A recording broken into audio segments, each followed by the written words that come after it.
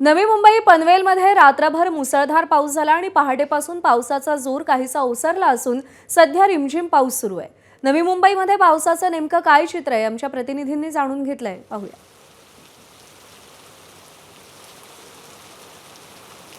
नवी मुंबईमध्ये काल रात्री मुसळधार पाऊस पडला होता, मात्र आज सकाळपासून पहाटेपासून आहे ती थोडीशी उसण दिलेली आहे।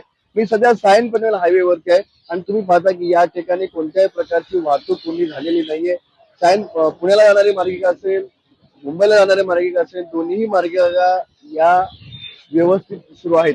काल जर रात्री पाहिलं तर मुसळधार पाऊस आहे नवी मुंबई पनवेलमध्ये पडलेला होता, मात्र सकाळपासून आहे तर पावसाने उसण दिलेली आहे। फक्त रिमझिम पाऊस पडतोय, त्यामुळे काल रात्री जरी जोरदार पाऊस पडत असला तरी पाणी आहे ते सकाळपासून पाऊस बंद झाल्यामुळे पाणी निघून गेलेलं आहे, पाण्याचा निचरा झालेला आहे। त्यामुळे सध्या तरी शहरामध्ये कुठे जास्त पाणी भरल्याच्या घटना समोर आलेल्या नाहीत।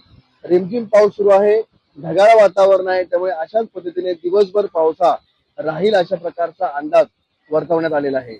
नायक पडले एबीपी माझा, नवी मुंबई। एबीपी माझा, उघडा डोळे बघा नीट।